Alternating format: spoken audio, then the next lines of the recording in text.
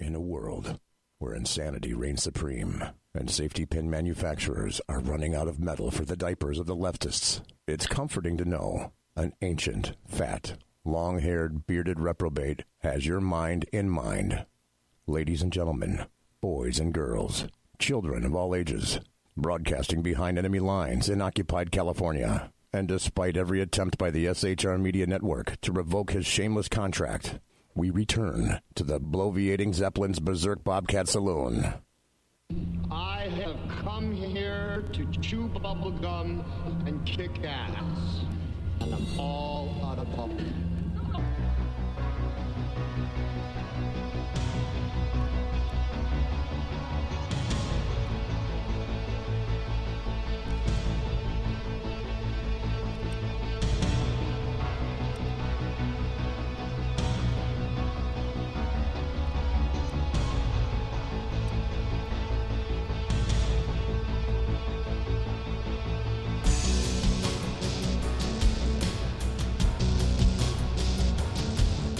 Ladies and gentlemen, boys and girls, children of all ages, welcome to the bloviating Zeppelin's Berserk Bobcat Saloon radio show.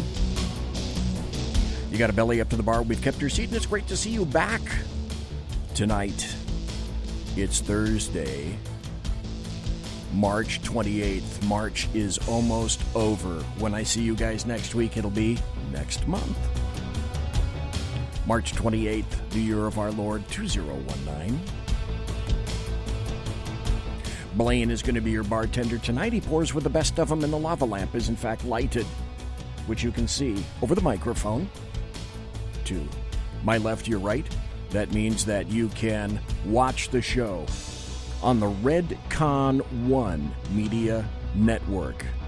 Go to Redcon 1 Media on Facebook Live, also on the SHR Media Network Facebook page and the SHR Media YouTube channel. You can also listen and chat in the chat room at shrmedia.com. Already, we've got Mike and the Alaskan in chat. Welcome to you guys. Appreciate it. I got to tell you this, though.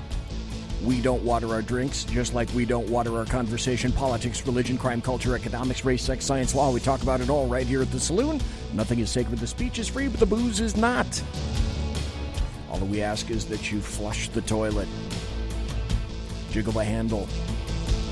Don't forget to tip your waitress. Tonight, in the saloon, hour one is going to be with the underground professor. We've had him on before.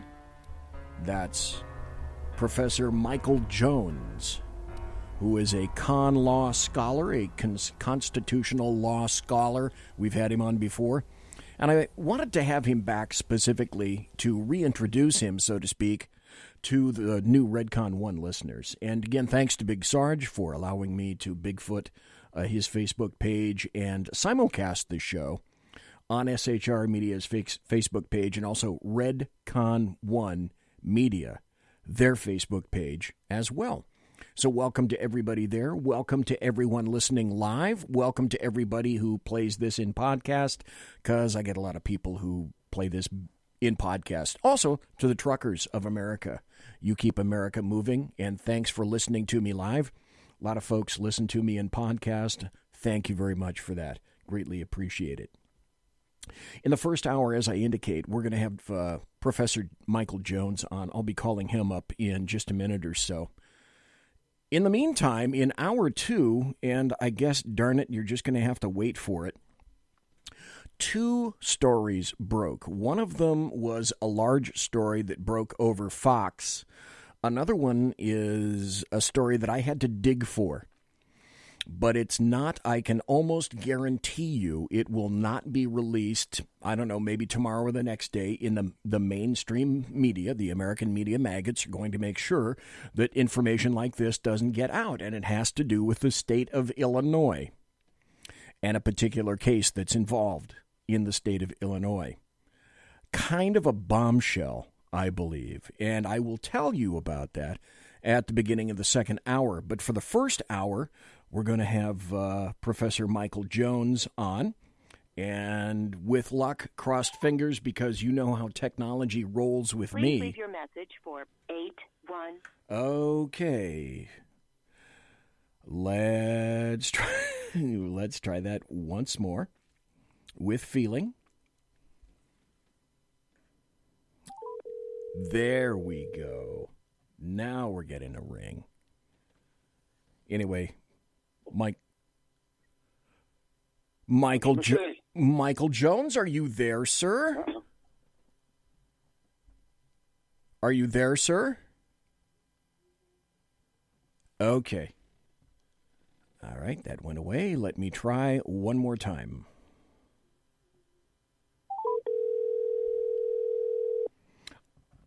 For some reason, when I call cell phones, it takes me 2 times to get somebody. And as I wrote in the chat room earlier, I said, I hope the cell phones work. Mushi Mushi. Mushi Mushi. Michael Jones, is that you, sir? Hi, Desne. Minnesota Katawara Masen Desne. Ohio gozaimasu. Oh, no, I just said you're very happy sounding for a fat man. Oh. Yeah. Okay. We are twin brothers from distant mothers, because what happened is I got the avoir du poids and you got the height out of the situation. Yeah. But Well, you got the looks, I got the height, yeah. No, you got the looks and the height, and then I got the roundness of it all. Because I'm in shape. Round is a shape, if I'm not mistaken. That is right. So and they say the body's a temple, and some people have 6-pack abs. You have a keg. I do have a keg for abs. Damn, mister, you're insightful. That's absolutely correct. They won't recognize us now because I shaved my beard. No, you didn't. I had that flu for 9 weeks, and I just couldn't stand it anymore, and I shaved it. And it's coming back. It's pretty nice, but I don't have that huge, long beard anymore. You shaved your beard?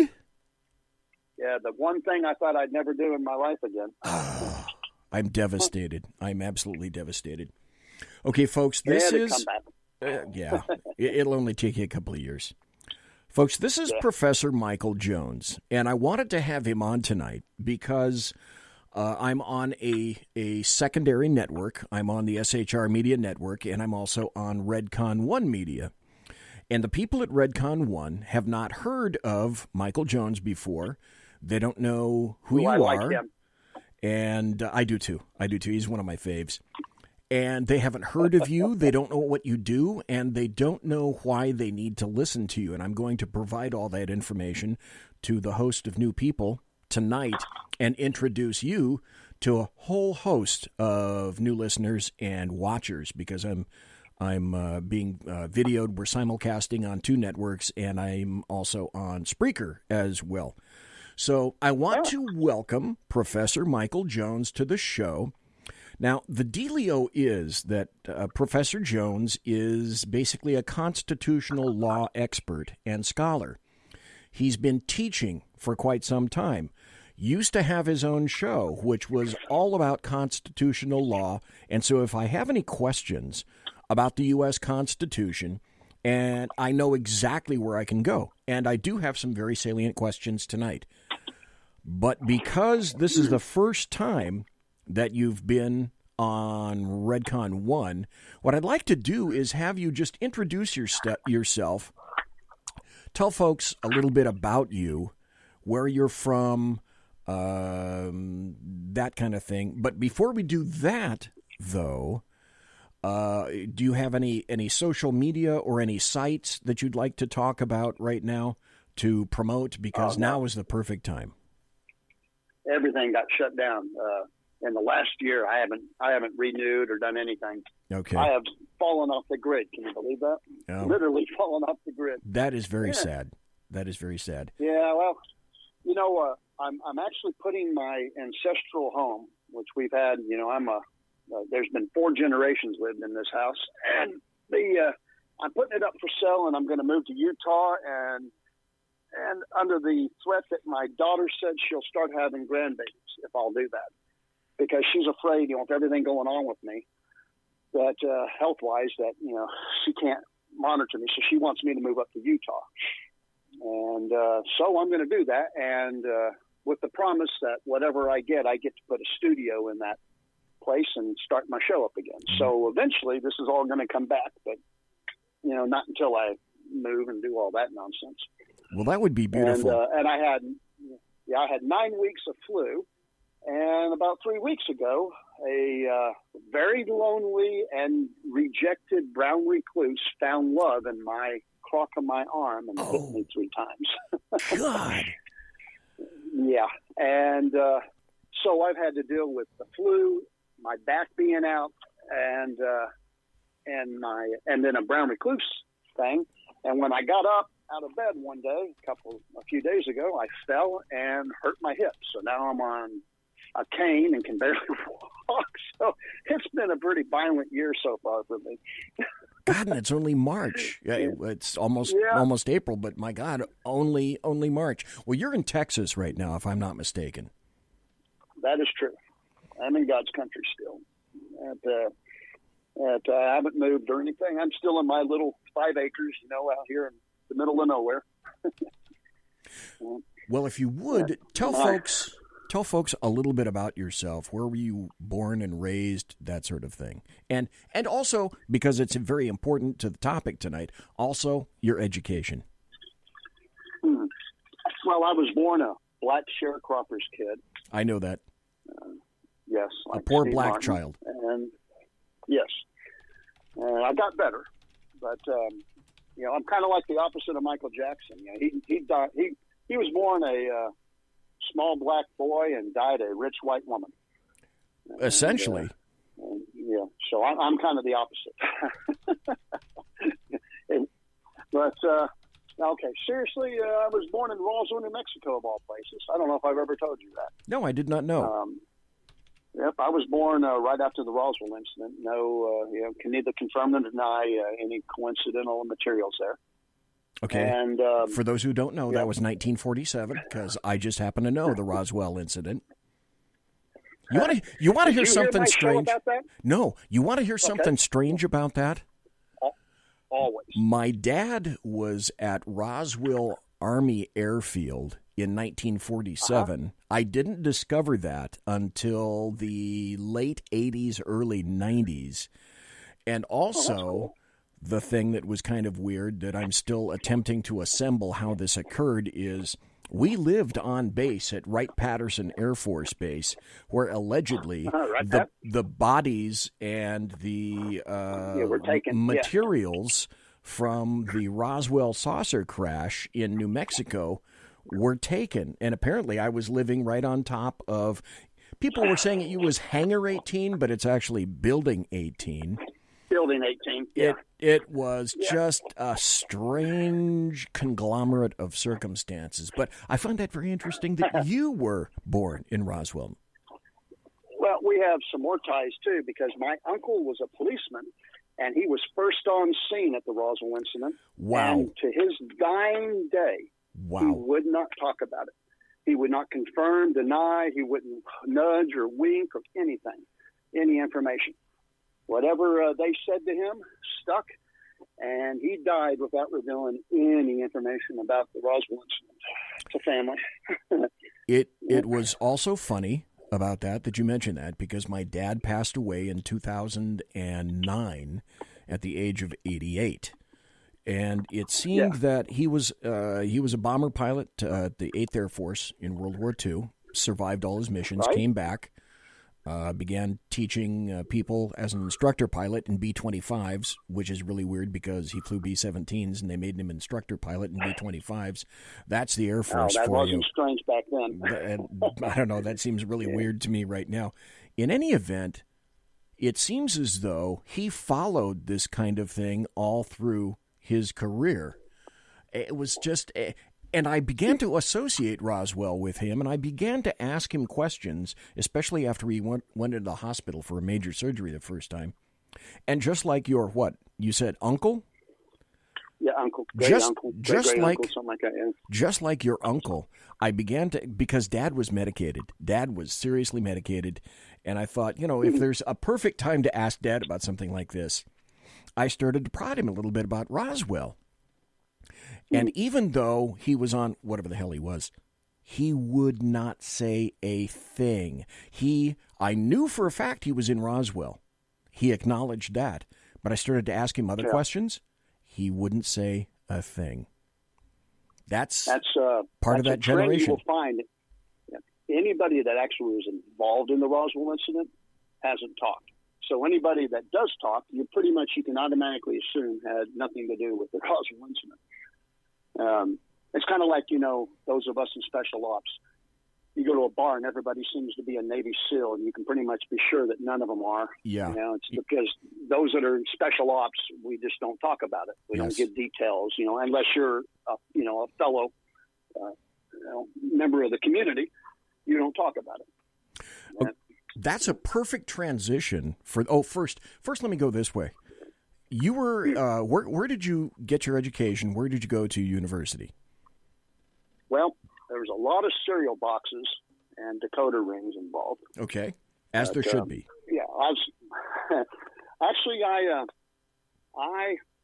was in the military, and so I went to colleges all over the planet, wherever I was stationed. Okay, but probably the stuff you really want to know. I went to Texas Wesleyan and got a Bachelor of Science in Political Science. Okay. UTA went and got me a MA in Political Science. All right. And then I went to the university. I stayed at UTA, and I went to North Texas up there in Denton. All right.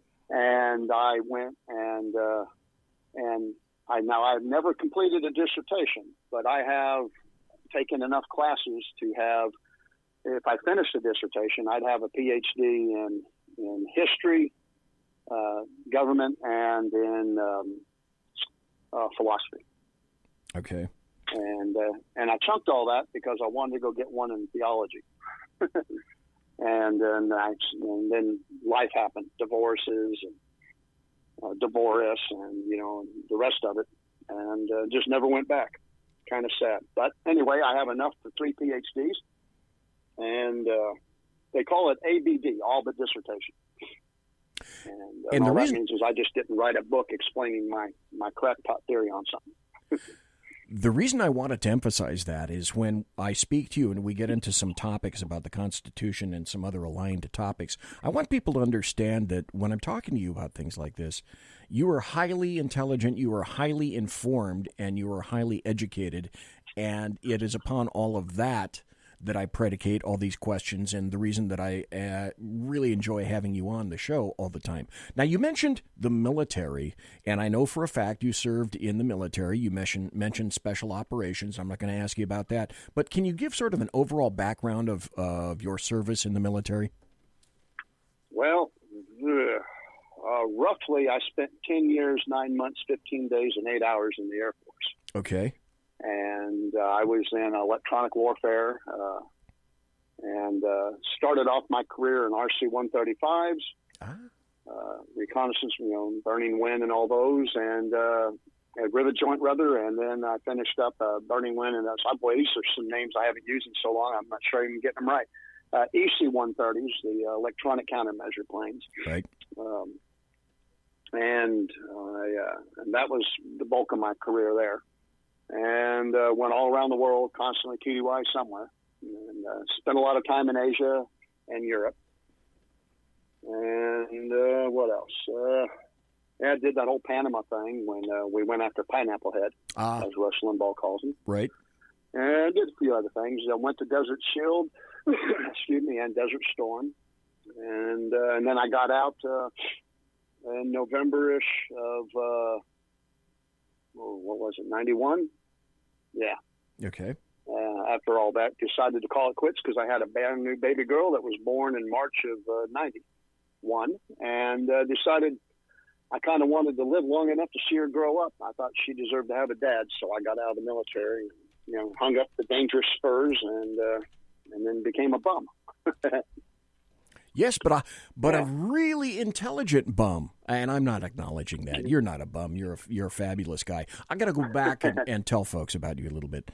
I had no idea who you were, and I was getting back into radio in 2016. I retired in 2016 after 41 years in law enforcement. So in 2016, I also went to Freedom Fest in Las Vegas with Sackhead Sean and Sackhead's Clint. I was the third guy at Freedom Fest in Las Vegas in July, because Las Vegas, nothing says heat like Las Vegas in July, baby, at Planet Hollywood, and that is where I met you. And then we had some great times on the air. Wait a second. Yes. You said you were in law enforcement, but did you tell everybody you were a female body inspector? Okay. All right. I'll own that. Right. FBI, right? I'll female own that. I saw the shirt. You were wearing it. I used to work for the FBI, and I used to work for the U.S. Marshal, and then I left the federal service and went to a county sheriff's department on the ocean, on the coast of California. Which had to be. That's, I think, the coolest job ever, by the way. Yeah, okay. It was, that's one of the things where I got into my critical incident, my shooting there for that coastal county. Oh. And then I spent... well, I haven't met a sheriff that's under 300 pounds, and I love to eat, so I just figured that's got to be a great job for the sheriff. And then I spent my last 35 years before I retired in 2016 working for the Sacramento County Sheriff's Department, about a 2,200 deputy department, and that is where I retired. But having said that, going back to you've got some excellent training, you've got some excellent education, you've got some excellent experience. Through all of that and your education, and you're on the cusp of acquiring essentially 3 PhDs. What made you interested in the U.S. Constitution? Because that really is your specialty, is it not?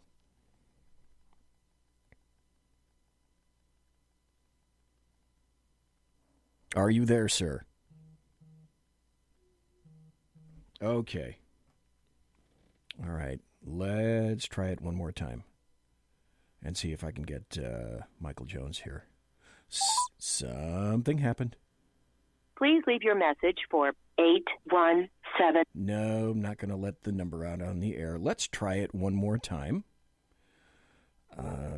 Here we go. Because something happened with his cell phone, apparently. There we go. Okay, I'm a big fat idiot. I adjusted my ear thing, and evidently you can't touch it. It hangs up. Okay. Well, it works. Let me tell you, it works. But the question Wow, I'm so sorry, everybody. That's okay. That's okay. No big deal. Listen, I am a techno-Luddite. Everybody knows that listens to the show. So this is expected, okay? If it were perfect, that would be the oddity. So the question that I was going to ask is, you're on the cusp of acquiring 3 PhDs. Your specialty is the U.S. Constitution, essentially all the founding documents and all the related documents. What made you interested in the U.S. Constitution? What made you focus on that? Well, the fact is, what made me focus on it was that so few people have read it and understand it. Boy, even less. Yes. And it dawned on me that I've always kind of been fascinated with the Revolution. The Revolutionary War of America, or as I like to call it, the War of Insurrection, because that's what the British call it. But I've always been fascinated with that period, and so I, voraciously read anything, kind of like Abraham Lincoln. I was self-taught, reading books and papers, and one day I heard some talking heads who somehow got paid lots of money and kept their jobs, talking about the Constitution on one of those Sunday shows back when I still paid attention to them. Okay. The political shows on Sunday. And I realized everything they were saying was wrong. And made it worse, he was a Republican. What made it worse was he was a self-claimed conservative. And oh, boy. I thought, wait, if our side can't get it right, then why are we complaining about the wrong side getting it wrong? they shouldn't be expected to understand the Constitution, since it's pretty much an impediment to everything they want to do. That's the truth. Yeah. So I thought, well, what's the deal here? So I went and I said, I can't, he should be right.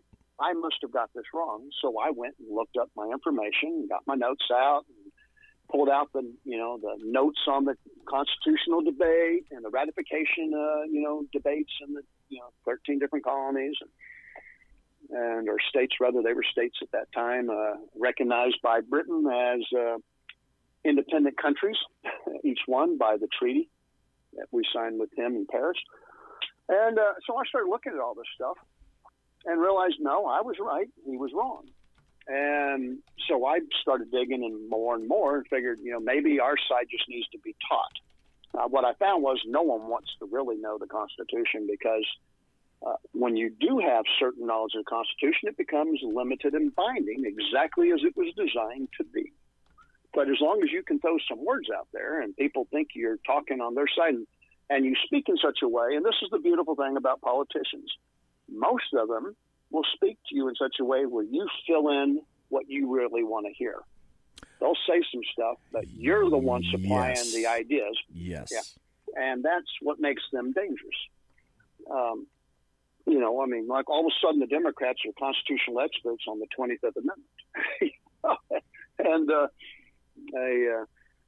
other nonsense, is if they want something and they can figure out a way to make the Constitution work their way, then they're very pro-Constitution. They're very pro-constitutional when it comes to, say, the media having their First Amendment rights, but not so much people like us having our First Amendment rights. And they're very pro-constitutional, and think that there's nothing more important than that. But when it comes to like our Second Amendment rights, then they seem to think that they have the right to trample over all of it, even though the very first words out of the Second Amendment are "Congress shall make no law." And somehow they found a way around that. I didn't know there was a way around "shall make no law," but, oh well. So people like me became dangerous and the enemy of the state because we started pointing out both sides were wrong. And that's when I quit being Republican and decided I was just going to be a constitutionalist. And so, for a while people were calling me, but when they found out that all I ever did was contradict their other guests and stuff, no one wanted to see or talk to me anymore. Those pesky facts and stuff got in the way of a good show. We got 2 minutes. We got 2 minutes before the bottom of the hour break, and when we come back, what I'd like to do is get something out of the way. That you just mentioned that both sides of the aisle, Democrats and the Republicans, are telling us what this country is, and what they're saying it is precisely what it isn't. You should be. Well, no, actually, no. You're wrong there, sir. They are telling you exactly what it is. It's just not what the founding fathers set it up to be. Okay. But it is exactly what it is today because that's what they've made it. But you would be proud of me. I think you're about to be proud of me because if there's one thing that I've learned from you is what this country is supposed to be. It is supposed to be a constitutionally federated republic. Is that correct? My work here is done. Take me, Lord. I know. It is kind of shocking, isn't it?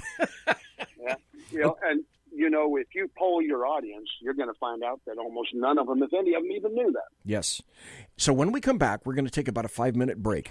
When we come back, I'm going to ask Professor Michael Jones what this country is. Is it a democracy? And if not, why not? Is it a republic? And if it's a republic, well, what is a republic? And then we're going to go to some more salient questions after that. Folks, you're listening to Professor Michael Jones, who is my esteemed guest tonight. I am BZ, the Bloviating Zeppelin. You're listening to the Berserk Bobcat Saloon radio show, simulcast on Redcon 1 Media and also the SHR Media Network. You can listen and chat at shrmedia.com. Going to go on a break. Be right back. Conservative media done right. You're listening to the SHR Media Network. Hey, this is Michael Wright. And I'm Shannon Wright. Join us for The Right Way with Shannon and Mike, Monday through Thursday from 7 to 9 a.m. right here on SHR Media. Why are they joining us? For fun things like sports, politics. Oh, maybe some news and entertainment? And all kinds of other things. Money and recipes and events, all kinds of stuff. Yeah, so join us Monday through Thursday, 7 to 9 a.m. here on SHRmedia.com.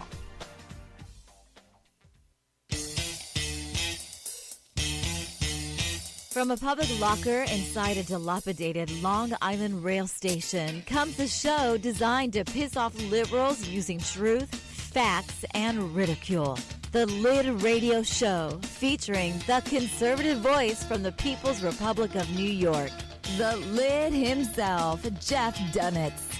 Tune in every Wednesday at 2 p.m. Eastern, 11 a.m. Pacific on the SHR Media Network. Go to shrmedia.com. At Lid Radio, we fight for the truth, justice, and a good kosher T-bone.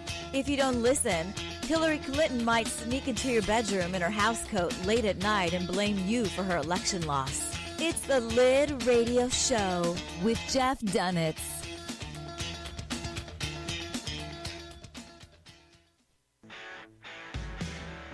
Hey girls, Carry Girl Gear is here. More and more women every day are concealed carrying, participating in competitive shooting, and getting firearms training. It's not a boys club anymore, and we don't have to shop in their stores anymore either. Finally, a cool and unique clothing line just for women. Dope tees and hats for the patriotic concealed carry and 2A girl. So what are you waiting for? Go check out carrygirlgear.com today. It's your business diva here, Melanie Collette.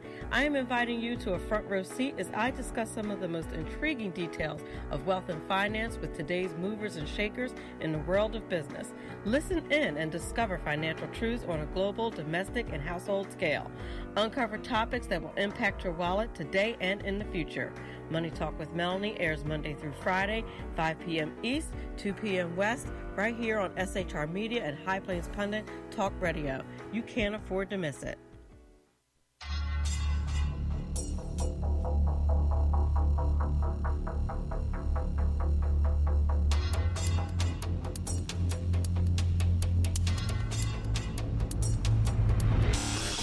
The new show on the SHR Media Network, Sackheads Against Tyranny.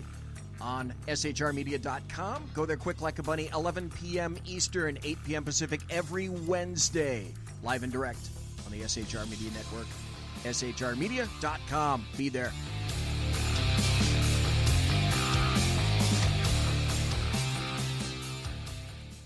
For 50 years, I've seen the American people blinded by corrupt politicians, a lapdog media, and deceptive Islam.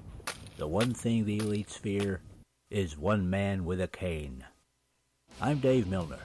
Join me through Spreaker, iTunes, and SoundCloud, through SHR Media and the Western Free Radio Network, for half a century of experienced perspective on political and social issues, weekly on The Unpleasant Blind Guy. And catch me on Jeff Mitchell's EDL Radio on blogtalkradio.com. There's no surrender, ever. Because truth is not always pleasant. Broadcasting behind enemy lines in occupied California, a mere 2 miles from the state capital, the bloviating Zeppelin's Berserk Bobcat Saloon radio show can be heard every Tuesday and Thursday night at 8 p.m. Pacific and 11 p.m. Eastern, only on the SHR Media Network. Go to shrmedia.com to listen. You can also watch on the SHR Media Facebook page and the SHR Media YouTube channel. No goldfish were abused in the making of this ad. Conservative media done right. You're listening to the SHR Media Network. Ladies and gentlemen, boys and girls, children of all ages, welcome back to the bloviating Zeppelin's Berserk Bobcat Saloon radio show, where tonight I have a very special guest, a highly educated and insightful professor of constitutional law, Professor Michael Jones. We're talking to him live from the great state of Texas. And one of the things that I wanted to ask Professor Jones is this. People continuously try to tell me and others on the media, all through any amount of media, social media, on the television, on the internet, etc., that by God, the United States is a democracy. Well, if there's one thing I've learned from Professor Jones is, no, it isn't. It is a constitutionally federated republic. So perhaps, Professor Jones, you could explain to everybody why it isn't a democracy and why it is a republic, and why does that matter? Well, first, allow me to say that the Agitated Blind Guy is a dear friend of mine and a great show, so you should catch that if you guys are new to this and just heard that commercial. Yes, Dave, yes. Yeah, the Agitated Blind Guy, or whatever he calls himself now. He is agitated. Let me say, he's a good friend of mine, but I haven't been too good a friend to him, I think, because with my sickness and everything, I haven't talked to anybody. You're the first person I've talked to. You know that? Wow. In months. Really? Yeah. Okay. Since the last time I was on one of your shows, I don't think I've talked to anybody since then. I've been just, miserable. Yeah. Well, thank you. I consider that a compliment. Praying that God healed me to praying he'd just go ahead and screw it and take me. I quit talking to anybody on the phone. Okay, CFR, Constitutionally Federated Republic. Well, democracy is mob rule, isn't it? And that's what the Founding Fathers called it, and they were very against it. Now, every now and then you'll see some reference to it, even by the founders, and they'd say democracy, but what they mean is self-rule when they say things like that. They used to refer to things like the central government, which would mean the government in Washington, D.C., and then the state governments, 13 to 50 or 57 or 9 or wherever many Obama thinks there are, state governments right. Would be the local governments, and this is important because that's part of what our government was designed to be, was that we would have a central government and then we would have all the state governments. And what's that statue of Justice, Lady Justice, and she's got the scales, right? Right. And of course, having been through the judicial system on multiple sides, I realized that those scales are broken and they're welded to wherever they are. They don't actually move. But if you take scales like that and you put Washington, D.C., central government in one plate, and then you took the 50 other state governments, and put them in the other plate, then the scale should balance. Okay? And it doesn't matter how many state governments you add or subtract, it's still the state governments should fill one plate and central government should fill the other, and they're kind of co-equal. And just like everything else the Founding Fathers did with the Constitution, this was a separation of power and a balance of power and a sharing of power. And throughout the Constitution, you will see this, that they balanced power, they shared power amongst different groups, and they isolated power amongst certain groups. And the isolation of power is how we separated them so that no one group or person should ever become too powerful. It was a protection, a wise one, one that we ruined with amendments to the Constitution. The Republicans came in and did a lot of damage post-Civil War. And they did this in an altruistic manner, the 14th, et cetera, amendments, because they were trying to force Democrats to treat black people as human beings. And, and instead of using a fly swatter to kill flies, they were using a shotgun approach to kill flies. And then, the end results are now the Democrat Party, which is still the party of racism, is using those very amendments against, and for racist purposes still. But what we got is a constitutionally federated republic. What does that mean? Well, people say that we have a republic. They're not wrong, but they're just not adequately describing our government. In my opinion, if you use the term constitutionally federated republic, you explain the government that we have. If you take one word and leave it out, or you add another word, you have ruined it because you have watered it down or you have made it something that it's not. Constitutionally federated republic. We have a constitution. It was ratified, and the only time in America where everybody got involved and passed a law, okay, like a democracy. That was the one democratic moment of this country's history, was that the country came together and ratified the Constitution, okay? So we have a written document that does not empower government, it limits government because we, the people, are the sovereigns in this country. Yes. Right? So we're not empowering government at all with the Constitution. And when you hear someone say that, then they're just trying to fool you into thinking that something else they're going to say is true too. Could you call that? It did. Could you call that something like positive versus negative rights? That gets into that, yeah. Obama kind of and some other professors from the left came up with this concept of negative rights and positive rights, and they say that the Constitution is just riddled full of negative rights. Well, no. What it's doing is trying to protect the individual's rights. And, you can see the argument that they make about positive and negative rights, but I don't subscribe to that theory at all. You either have rights or you don't, okay?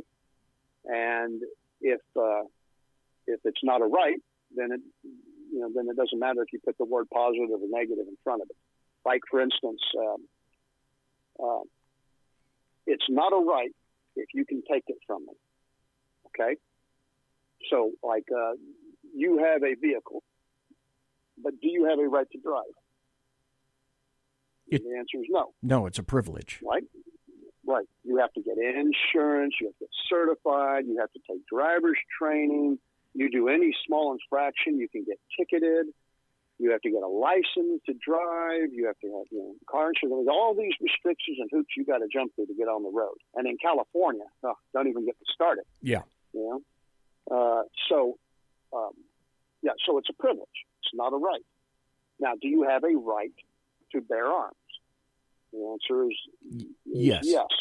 Now, the government can take away your privilege of driving, but they cannot take away my right to bear arms. They cannot do it unless a very unusual circumstances. For instance, I'm crazy, certified by a medical doctor, and I've gone through jurisprudence. I've gone through a legal system, and I've had my day in court, and I've had legal representation. That maybe they can restrict it, but they can only restrict it on an individual basis. They cannot restrict it on a group basis. Okay. And they have to have just cause to restrict my rights. For instance, if I'm an ex-con, and the founding fathers recognized that if you went to jail, you probably didn't need to have a gun when you got out. You just become another menace to society again. If you were mentally unbalanced, you probably shouldn't have it because you cannot discern right from wrong and the proper time and restraint of using a weapon. Okay? But other than, those two kind of exceptions, the government has no business telling you can or cannot have it. Now, they make laws, and they've restricted your use, but did you lose the right to bear arms? No. Because where does a right come from? And that's important. Where do rights come from? Rights come from, and I'm going to stun everyone here, because this is another thing that I learned from you. Rights come from God, not from government. Bingo. From God. Right. If government can give you the right, then government can take it away. But the founding fathers, even ones who didn't like guns, all recognized one thing, and it's in their writings, even the ones who didn't think the Second Amendment was a good idea. And there were a lot that didn't think the Second Amendment was a good idea. There were a lot of them that thought the Second Amendment was a bad idea because they thought this would imply that government could in some way, shape, or form affect your right to have a gun. Believe it or not. The majority of the people against the Second Amendment were afraid that in the future we would become so stupid as to think government had a right to regulate our weapons. And, of course, that could never happen, right? No. No. Right. So, and there were, of course, a handful of people who thought the Second Amendment was a bad idea because, they thought that it would be too hard to decide who could have a gun and who couldn't. But God already figured that out for the most part. And local government, not Congress, because Congress shall make no law.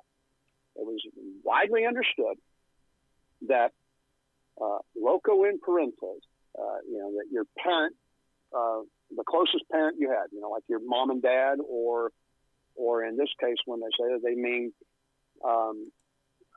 your government of your township or your village or your city. And they don't mean the state government, and they don't mean the county government. They mean the government that knows you. Of course, imagine back when people in government still knew people because they lived in those cities, and those cities were small, and everybody knew each other. But the idea is that that's the level of government where you have to go and defend your right to keep a weapon if that government says that you don't have a right to it. Not the CIA, not the FBI, not the NSA, not Congress, not the state legislature, not the county, your local government. Okay? And that's just because God gave you this right, and none of those other groups have a right to take it away without knowledge of the individual, and that the individual is dangerous in some fashion and needs to have it restricted for the protection of the public, safety. Okay? So no one can take you right away. And in a way, the Supreme Court gave a nod to this when the Obama administration tried to tax ammunition to the point where no one could afford to buy a bullet for their pistols anymore. If you recall, they tried to do that.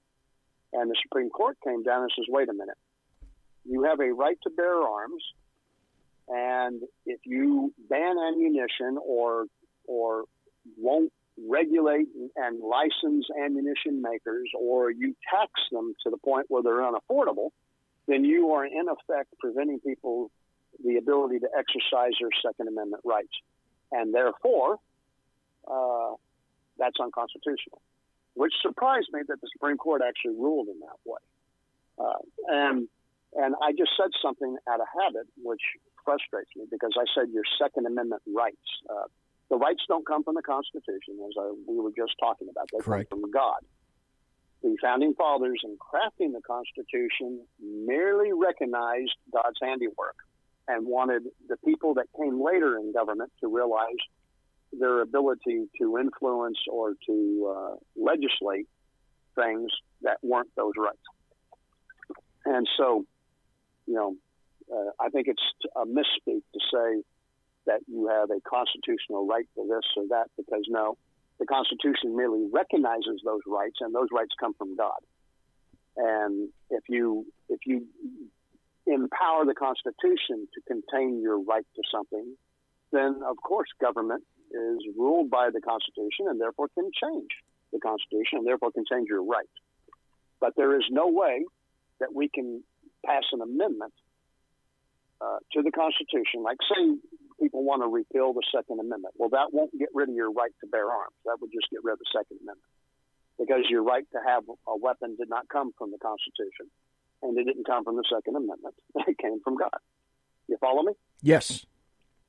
Okay. And that's I know some of this is new ground between us, so no, I'm that's not sure. That's foundational information that, as you said at the beginning of the hour, so many people don't understand, and it's because they don't want to understand it. Mm-hmm. So, as I see the clock here ticking, I'm talking too much. We have a Constitution, Federal Republic. Constitution limits the power of our government and tells them what we, the sovereigns of this country, will allow the government to do. Now, we've allowed them to do anything they want, so that's become superfluous, but it's still there. Federated, as I explained earlier, the central government versus the state governments are on an equal platform. And you hear of terms like nullification, state nullification. Well, I happen to think that that's probably correct. And Jefferson and others did too. And that is that if the central government comes up with something and the state governments say this is horrendous, then if the majority of state governments override the central government's idea, then that is no longer a law of the land. All right? Now, people tell you you're crazy if you think like that. Okay?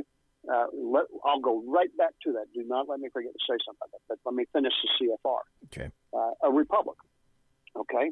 A republic is a government where the sovereigns of the country do not rule themselves. Okay?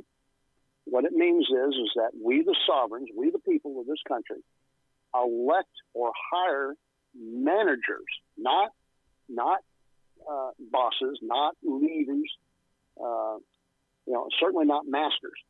What we do is we hire managers to go run the busy work of our government, to decide how many paper clips need to be bought, to make sure that our military is staffed and trained and where it needs to be, and et cetera. So a republic is that we, the people, the sovereigns of this country, hire from ourselves people to go to government to represent us at all levels, whether it's city government or county or state or the central government in Washington, and that's what a republic is that people are hired to do the political dirty work so that we can go do the other things that make this country great and prosperous, and that is all the dentists and dental technicians and people who run the movie projectors at theaters and Mexican food employees, God bless them. And then all the other people in America that have jobs too. And so that's the constitutionally federated republic. Now, if you're out there and you think I'm crazy, then define it yourself. Because if you leave any of those out, you're not encapsulating what our government actually is. And if you try to stick one more word in to sound more clever than me, then you miss the boat too, because you're adding stuff that doesn't need to belong. We have a constitution, we are a federated government, and we are a republic. And that's it, hands down. That's what it is. Now, I was just saying something, and I said, don't let me forget. What was it? Remember? Damn. Uh-oh. Uh-oh. It was important, too. Oh, man, that would have been a good point, too. What was I saying? Crap. Well, can you tell us why it isn't a democracy? People are more and more insisting that this nation is a democracy. It's not a democracy. Well, okay, if it's a democracy, then can you define a democracy for us and tell us this isn't a democracy? Yeah, that's kind of like a Saul Alinsky kind of crap, I'm not saying he started that, but it's like his stuff. The reason you hear the word democracy all the time is because the left, the commies, as I used to call them, want you to forget what kind of government you really have. Because if you don't know your rights, you won't defend them. If you don't know what kind of government you have, then you'll accept whatever government that is defined for you, because you don't know enough to know that they're telling you the wrong thing. Kind of like what I was saying about those idiot politicians, and I thought, wait a minute, they're telling me the wrong thing, and I was right. A democracy, the founding fathers considered mob rule. If we had a democracy, then every stinking decision that's made in Washington, we as a country would all have to come together and vote. All right? And I mean, like, if we wanted a Supreme Court nominee from Trump, then the entire country would have to go to the polls and vote for that guy. And we would have to vote for an expenditure increase in paper product supplies that Congress uses. And we would have to go and vote. And we would be in this country voting about, 10, 12 times a day, if we're being serious. You know how hard it is to get people to go to vote once every couple of years in this country. No kidding. And if we were an actual democracy, we'd have to vote on everything. Every eligible voter would be required to go and vote on every vote. And, Congress, you see them up there, they're voting all the time, right? Well, we'd have to vote for them, too, because we wouldn't be a republic. They wouldn't be up there voting for us. So we would have to approve. They would have to come up with something and say, okay, we want to start building F-30s as the newest fighter aircraft. Okay, well, then they would put that up for a proposal, and then the entire country would have to go to the polls and vote whether we were going to get F-30s or not for fighter aircraft. And, and it sounds absurd, and that's exactly what it is. It's absurd, and this is why the Founding Fathers didn't want it. And in a democracy, one of the nasty little things, one of the things that the Founding Fathers worked very hard at in the Constitution was to protect the rights of the minority, okay, the political rights of the minority. That was important to them. In a democracy, 50 plus 1 wins every vote, and there are no minority rights. So if the majority of people come together and decide that, we're no longer going to use toilet paper because we're killing the rainforest, and 50% of the country votes that way, and one extra guy says yes to, then toilet paper disappears off of the shelves of all of our stores. And that's it. That's all it takes. And that's one of the things that the Founding Fathers were very much against, was the ability of a simple majority dictating to the entire country over everything, how everything was going to be. And one of the fears was that if we did that, there'd be no end to it, because the first party that had power, of course, they didn't call them parties back then, and referring to them as factions isn't exactly correct, but close enough for what we're talking about. But the first party in power then makes all the new rules, because they could get a majority. And then the party out of power would never be in power ever again, because, they could just legislate them out of existence. And that's not what we want to have happen. So democracy is a dangerous thing. It worked in some of the, and I only say some, of the small nation states of Greece, because they were small and everybody knew each other. And the democracy wasn't everybody in the city, by the way. It was only, people who had a certain amount of money and were white and a citizen and had land and, things like that. And I'm not altogether sure that that's completely a bad thing, by the way, Bobcat. I think maybe we ought to have a rule that if you get a check from the government, you should not be allowed to vote.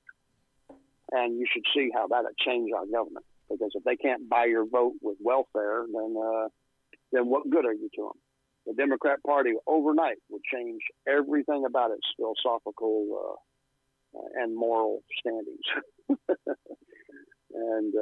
And I think, you shouldn't be able to vote if you can't speak English, and if you aren't a citizen, and you're not over a majority of age, and you're not getting a check from government. I think you should be allowed to vote.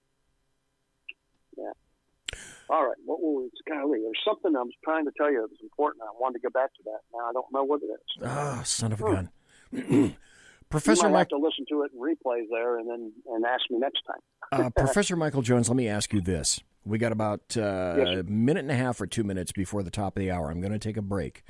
You are followed like crazy in chat. People are asking me questions, and a lot of the people that are in chat are saying, can you hold him over at least after the break to have him discuss one very critical point? And so I'm wondering if I can hold you over the break and then ask you about the Electoral College and the attempt by the Democrats to remove the Electoral College. One of my critical questions is, number one, can you explain the Electoral College? And number two, does that ability exist to constitutionally remove the Electoral College? And if so, to what length would you have to go in order to do that? So can you hang on for a little bit after the break, and then we can address the Electoral College?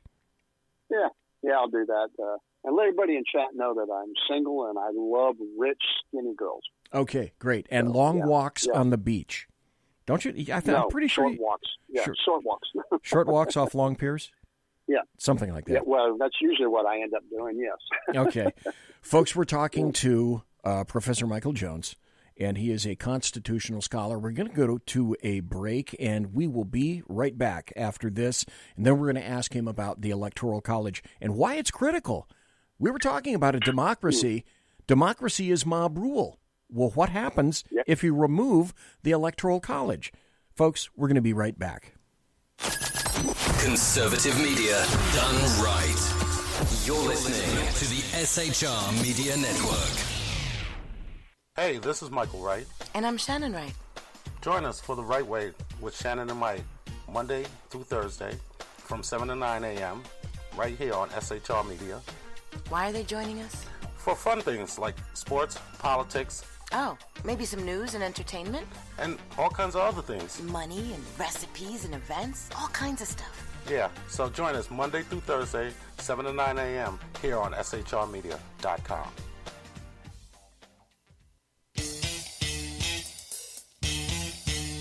From a public locker inside a dilapidated Long Island rail station comes a show designed to piss off liberals using truth, facts, and ridicule. The Lid Radio Show, featuring the conservative voice from the People's Republic of New York, the Lid himself, Jeff Dunitz. Tune in every Wednesday at 2 p.m. Eastern, 11 a.m. Pacific on the SHR Media Network. Go to shrmedia.com. At Lid Radio, we fight for the truth, justice, and a good kosher T-bone. If you don't listen, Hillary Clinton might sneak into your bedroom in her housecoat late at night and blame you for her election loss. It's the Lid Radio Show with Jeff Dunitz.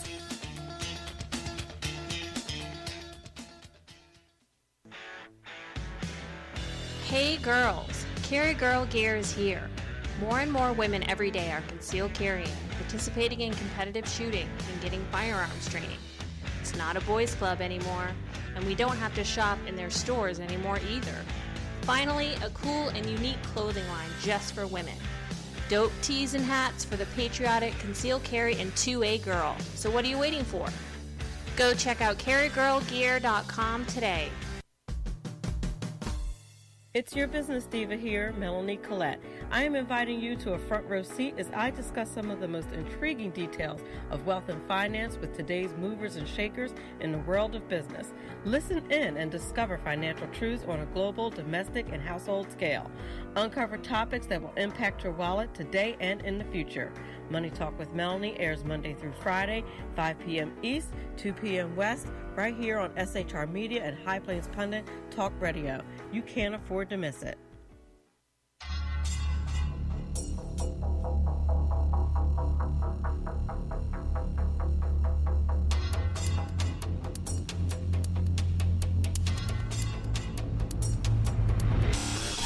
The new show on the SHR Media Network, Sackheads Against Tyranny. On shrmedia.com. Go there quick like a bunny, 11 p.m. Eastern, 8 p.m. Pacific every Wednesday. Live and direct on the SHR Media Network. shrmedia.com. Be there.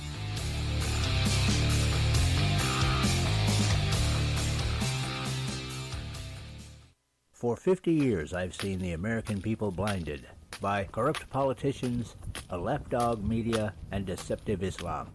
The one thing the elites fear is one man with a cane. I'm Dave Milner. Join me through Spreaker, iTunes, and SoundCloud, through SHR Media and the Western Free Radio Network, for half a century of experienced perspective on political and social issues, weekly on The Unpleasant Blind Guy. And catch me on Jeff Mitchell's EDL Radio on blogtalkradio.com. There's no surrender, ever. Because truth is not always pleasant. Broadcasting behind enemy lines in occupied California, a mere 2 miles from the state capitol, the bloviating Zeppelin's Berserk Bobcat Saloon radio show can be heard every Tuesday and Thursday night at 8 p.m. Pacific and 11 p.m. Eastern, only on the SHR Media Network. Go to shrmedia.com to listen. You can also watch on the SHR Media Facebook page and the SHR Media YouTube channel. No goldfish were abused in the making of this ad. Conservative media done right. You're listening to the SHR Media Network. Ladies and gentlemen, boys and girls, children of all ages, you are listening to the Bloviating Zeppelin's Berserk Bobcat Saloon radio show, live and direct from the SHR Media studios, where I am broadcasting behind enemy lines in occupied California. Here, you spell it with a K. I'm 2 miles east of the locus of evil on the entire left coast, the Bill Mill, the Capitol building in Sacramento, Fornicalia, where at night, when I get through with the show, I open that door right over there and I can smell the stench, the noxious stench of sulfur and brimstone from the evil that emanates nightly from that and daily from that building at 10th and L.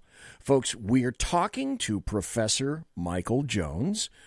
He resides currently in the great, fantastic Lone Star state of Texas. Isn't that right, Dan Butcher? And having said that, I wanted to ask kindly, and Professor Jones acquiesced and agreed. I'd like to talk about the Electoral College. And the reason that that's an issue is because the Democrats now are making it an issue in terms of they want to rip out the Electoral College wholesale. And as a matter of fact, it's not just Democrats. Ruth Bader Ginsburg has made no qualms whatsoever in saying that she doesn't believe that the U.S. Constitution is a good document for any other nation. Further, she believes the Electoral College should be ripped out by the roots as well. So first... She's a Democrat. Yeah, no kidding. First, Professor Michael Jones, can you tell us what is the Electoral College and why it's not just important, but it's critical to this United States? Yeah, I can't tell you how many hours of radio on my own show I've gone just over this. I believe you. First, let me tell your audience this: the first time you hear someone call it the Electoral College, laugh at them and ask them if they'd like to pull your finger or something, because that's about all they're worth. And just walk away, because if they don't even know what the word is, why listen to anything else they have to say about the matter? No, that's true. It's Electoral College. You got that correct. It's Electoral College, and there's a reason for that. Because we're talking about electors. Yes, electors. Right. And this may shock some people, probably not your audience, but there are a lot of people in America who think they vote for president every 4 years, and they do not. What they do is they go and they vote for their state's electors. Okay? You go down and you vote, and it says Trump or Obama or whatever. But what you're really voting for is not President Trump, but Texas will have a slate of electors that are picked to go vote for president. Okay? And this is a political position. You don't get it. You don't run for it. You're appointed, and maybe some places might elect him, but usually it's political appointments through party. Okay, and what happens is, like, the Republican Party would have a set of let's say the presidential race that's coming up. You got Trump and, let's say, Biden. Okay. So in Texas, we would have the Republican Party would put together a slate of electors that are supposed to go and vote for the Republican candidate, and the Democrats will put a slate of electors together that are supposed to go and vote for the Democrat candidate.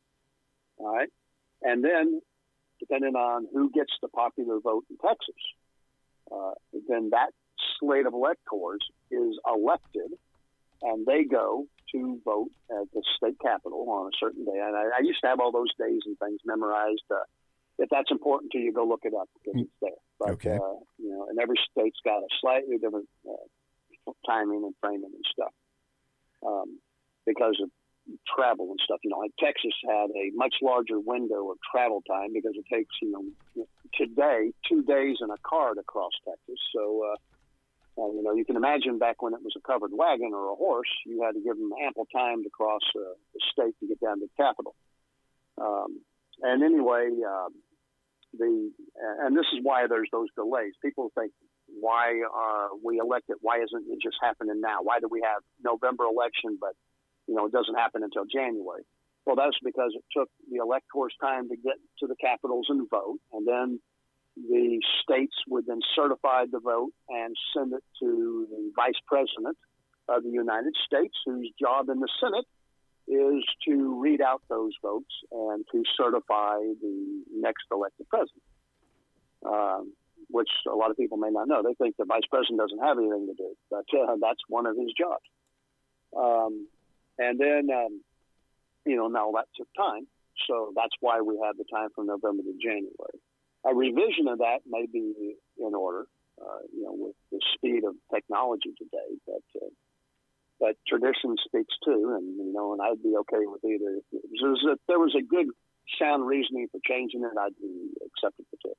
Now, the Electoral College is the electors meeting and voting for president. Okay, and that's kind of important because it's part of the protection and separation of powers and whatnot. For instance, your amount of electors in your state for the college depends on the number of representatives and senators you have. And if we were to get rid of the Electoral College, then places like, and this was, the Constitution almost did not become, I may be sounding like I'm rambling and jumping back and forth, and I probably am, but as ideas occur to me again, I think about this. The Constitution almost did not pass muster when being written, let alone going through ratification, because these small states were afraid the big states, places like Pennsylvania and New York, would just run over them. Yes. Delaware, Rhode Island and stuff, they would have no power because the big states would have all these people and money, and they would just dictate to the smaller states what was going to happen. And so one of the compromises was that every state, and this was the compromise was the bicameral compromise, and that is that we would have a House of Representatives and a Senate, a low and a high house, and that every state would get 2 senators, no matter what size, and that those senators' job was to represent their state. So if you came from Texas or California or Delaware or Rhode Island, then your job as a senator was to protect the rights and interests of your state. Now, we amended the Constitution and directly elect senators now instead of the state legislature picking them and sending them to Congress to protect the state. And so now the senator is nothing but a supernumerary representative who just happens to have to be elected in general in his state as opposed to winning a district like a representative has to. And so we have, and this was done on purpose to destroy the power of the Senate and to destroy the power of the smaller states so that the bigger states could dictate what was going to happen, i.e. Florida, New York, and California. I leave Texas out of that because Texas wasn't interested in grabbing power from other states and people. This was a liberal thing, a progressive thing, not a conservative thing. So the Electoral College was there to protect the interests of small states and to make sure that the larger states could not, hurt them. But it gave the big states power too. For instance, something like Texas, we have 32, 36 electoral delegates for the college. And that's because we get 2 senators, and then we have a crap ton of people in this state, legal. We have even more illegal. Yes. But, we have a crap ton of legal people. And therefore, we have something like close to 36, I don't know what it is, electoral delegates. And then you got New York, which used to have a lot more than Texas, but so many people, so many damn Yankees have moved down from there to Texas and turning this state blue or purple, that they've lost power in New York. We've gained it, but we've also gained the Yankees. So it's a win, loss thing for us. But anyway, you got California, which of course is I think number one still, and then Texas, and then New York, and then Florida in electoral delegates. But all states are represented by the Electoral College, and it's based on the number of representatives and senators, and that's part of that compromise. So, big states and little states are both protected somewhat under Electoral College. But here's something. You're running for president, okay? And you have to make a decision because you have a limited time to run for president and a limited budget. Okay. As every candidate has, right? So, are you going, let's say we got rid of Electoral College for whatever reason, because the left was right and we don't need pesky constitutional protection. So we'll just get rid of that. Now, you're a presidential candidate. You're running in the next election, and you have to make a decision. All right? We still are going to elect people in this country. We just don't have Electoral College, so we're not going to hire electors anymore to do it. So now people will directly be voting for president like they do for their senator in each state. So are you going to go to Rhode Island, who has like 12 people living in it that aren't drunk on rum, or are you going to go to California and Texas and Florida and New York? You got to make a choice with your time and your money. And you have to win by popular vote now, like Al Gore did, evidently. Or Hillary, or whoever. So if you're going to win by popular vote, are you going to stop by the states that have, 2 million people in it, or are you going to go to the states that have 1 billion people in it? What would you choose? Well, you want to be where the power and the strength is, where the population is, because that's right. Where the power is going to go. Right. And so if you have to win the popular vote, you might as well go where the population is. And the population are in the big states. So, as the Democrats like to call it, flyover country would be ignored. Oklahoma would be ignored. Utah would probably be ignored. Vermont, maybe Vermont wouldn't, but you get the gist of what I'm saying. Rhode Island would be ignored. Yep. And all of a sudden now these states have no influence politically. Their senators already don't represent them in Congress because we nuked that with the amendment process. And now we don't have an Electoral College. So now there's absolutely no need for political candidates to kowtow to these little states and play the Electoral College game of getting 270 electoral delegates strung together somehow, which is what they have to do right now. They have to figure out, okay, well, I'm going to have to go to Oklahoma and get their 3. I'm going to have to go to Utah and get their 3 if I'm going to put this all together. This is how Trump won. He broke the Rust Belt, right? The Democrats were safe in their little Rust Belt where, all the union people who now no longer have jobs because the Democrats put them all out of jobs because of all the regulations of the auto industry and the steel industry, et cetera. And because of that, they all turned and voted for Trump, who was known to be a builder and was going to revitalize the steel industry and the manufacturing industry and the car industry. He's done exactly those things. And now these people are all back to work. But the Democrats, unprecedentedly, lost the Rust Belt in that election. And they were shocked. Now, more importantly, the willing dupes in the media were shocked, too, that Trump won the Rust Belt and the Democrats lost it. Now, if we got rid of the Electoral College, who would care? Not enough people there. Not enough to mess with votes, and they don't care. So, your whole strategy would change, your political positions would change, your ability to influence government and protect your own citizens would change. And dare I say, it won't take long from people that get screwed over to figure out that if they get a U-Haul, they can move to places like California or Texas and have influence again and protection. So the shift in this country would become massive. Let me ask you about this. This is a current movement, courtesy of the Democrats. They're calling it the National Popular Vote Interstate Compact. And it just in, I think it was February, it managed to sucker in the state of Colorado. And I think now there are 12 states, plus D.C., if I'm not mistaken, that are in that compact.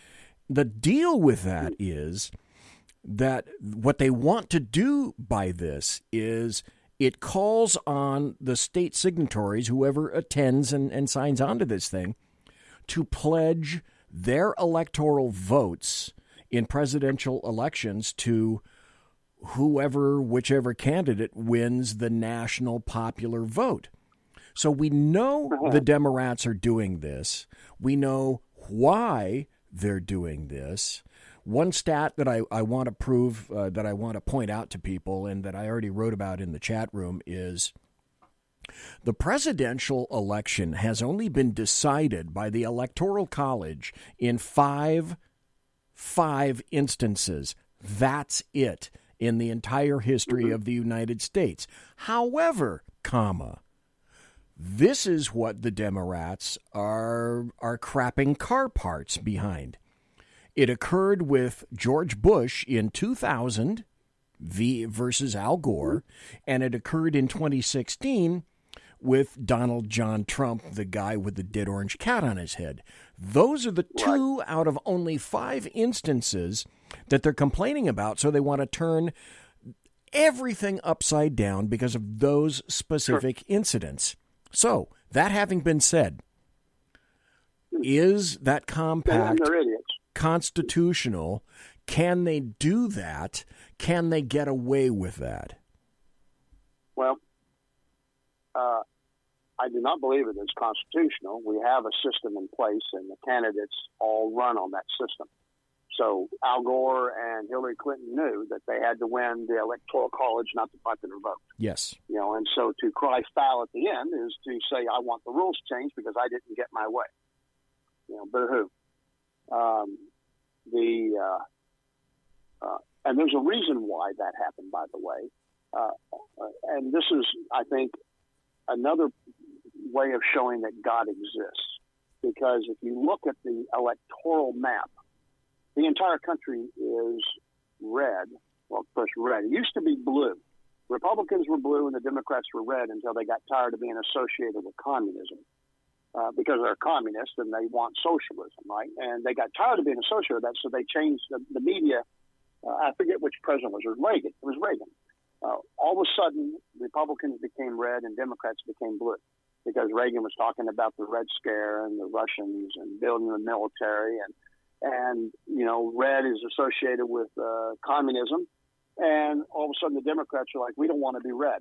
So the media changed the colors for them. And you go back and look, you'll see I'm right on that. So anyway, that's something that's stupid and vain, and this is how the Democrat Party is. Yes. But we have a system in place. And if you look at the map today, Republican red, the entire map is, and yet there's this little tincture of blue on the coastal lines and up like in Michigan, those areas, right, where all the Muslims are. And if they're not Democrats, what are they? So,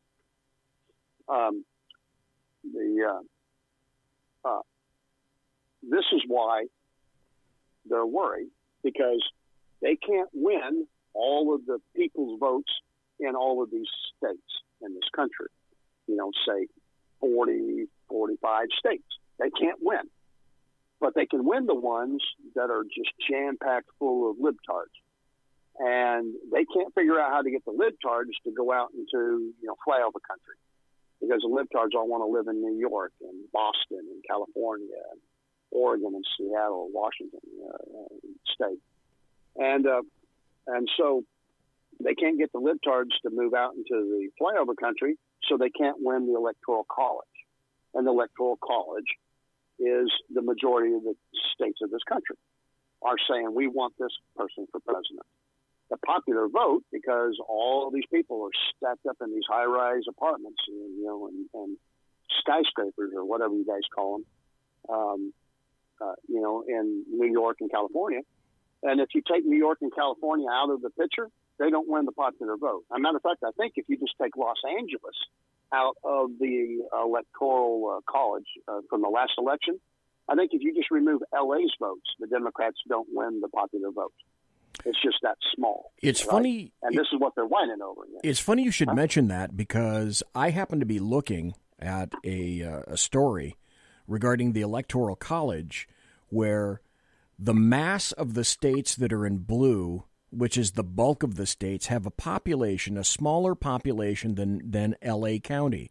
The Electoral College ensures that all the rest of those states have the same voice as a smattering of coastal elites. In other words, this massive country could all come down to people who are living in an area the size of L.A. County. And all the rest and that's of the what we're talking about. Yes, all the rest of the United States and those people living in those states, well, as far as the Democrats are concerned, they can all go to hell. Right. And see, these elitists are angry because they spend a lot of good time and money to buy the politicians they want in the Democrat Party, and they're not winning at the national office. And this is pissing them off because they're not getting a return on their investment.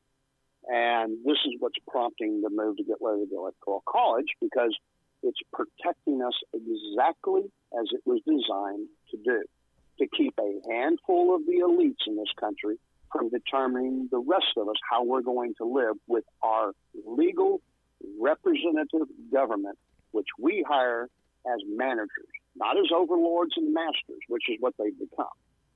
And Electoral College is the only thing left protecting us, because just about everything else has been fixed with stupid legislation by Congress or state governments, or we've changed things with amendments like electing senators and a few other things. And so this is why it's so critical to maintain and keep. And anybody that argues against it, you know what? Venezuela is ready for you. Argentina is ready for you. Move on down. And go see how great this is. Yeah. Yeah. Aren't they, though? Now, can the states come together in a convention and have signatory obligation? I don't know if it could be enforced.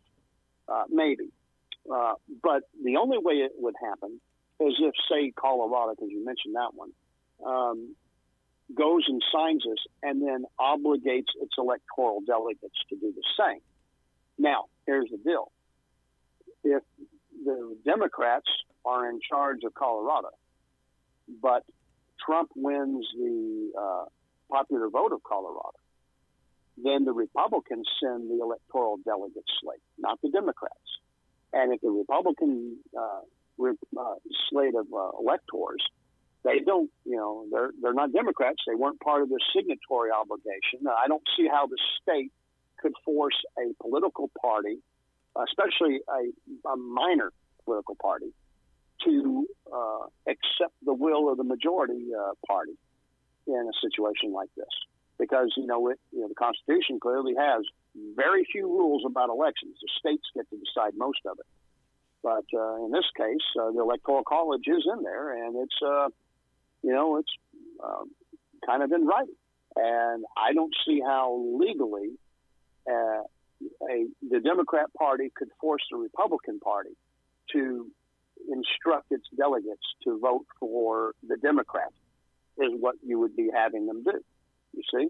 Yes. And so I don't see how that would have any standing in court. It doesn't mean they wouldn't try, but look what they did with Al Gore in Florida. They had no standing there, and eventually that's what the Supreme Court had to go in there and rule and say this is idiotic. There's no standing. Yank this crap out. The Electoral College is in place, and that's the rules. And this has already been decided once. So I don't see how it could be enforceable unless it was voluntary. And it'd be voluntary is if in Colorado the Democrats are in power, they sign this thing, and they say this is what we're going to do, and then the Democrat candidate wins the popular vote of the state, then the state can send the state will send the electoral delegates of the Democrat Party, and they can have instructions on what to do. And here's something kind of interesting.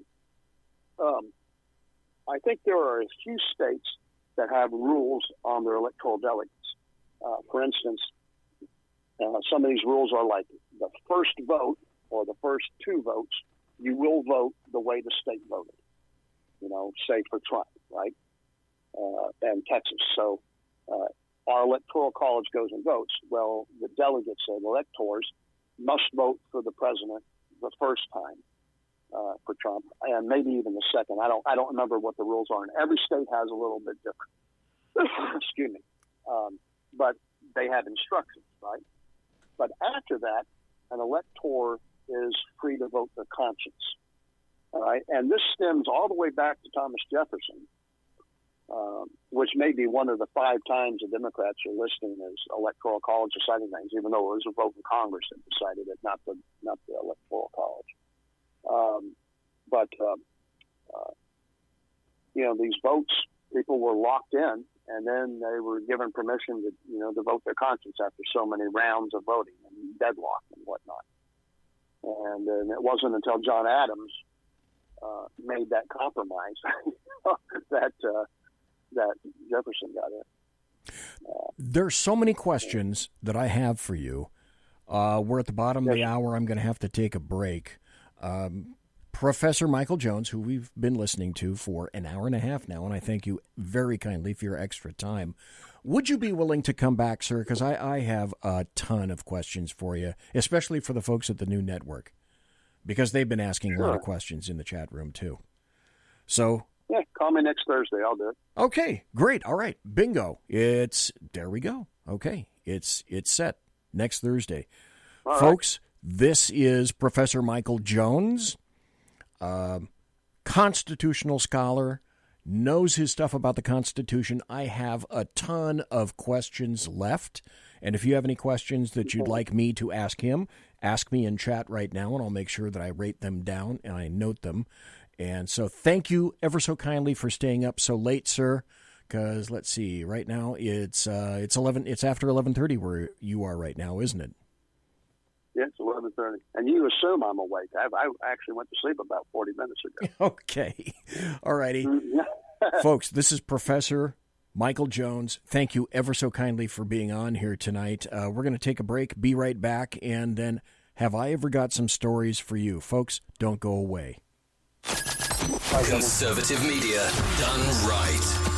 You're listening to the SHR Media Network. Hey, this is Michael Wright. And I'm Shannon Wright.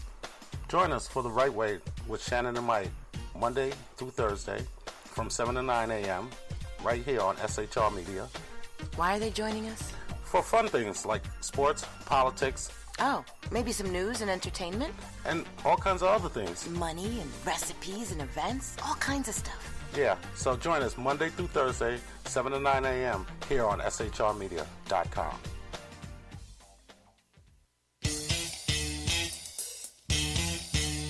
From a public locker inside a dilapidated Long Island rail station comes a show designed to piss off liberals using truth, facts, and ridicule. The Lid Radio Show, featuring the conservative voice from the People's Republic of New York, the Lid himself, Jeff Dunitz.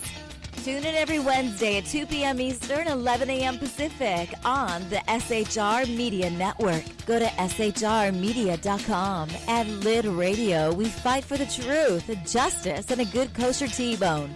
If you don't listen, Hillary Clinton might sneak into your bedroom in her housecoat late at night and blame you for her election loss. It's the Lid Radio Show with Jeff Dunitz.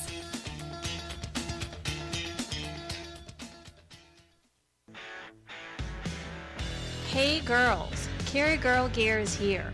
More and more women every day are concealed carrying, participating in competitive shooting, and getting firearms training. It's not a boys' club anymore, and we don't have to shop in their stores anymore either. Finally, a cool and unique clothing line just for women. Dope tees and hats for the patriotic concealed carry and 2A girl. So what are you waiting for? Go check out carrygirlgear.com today. It's your business diva here, Melanie Collette. I am inviting you to a front row seat as I discuss some of the most intriguing details of wealth and finance with today's movers and shakers in the world of business. Listen in and discover financial truths on a global, domestic, and household scale. Uncover topics that will impact your wallet today and in the future. Money Talk with Melanie airs Monday through Friday, 5 p.m. East, 2 p.m. West, right here on SHR Media and High Plains Pundit Talk Radio. You can't afford to miss it.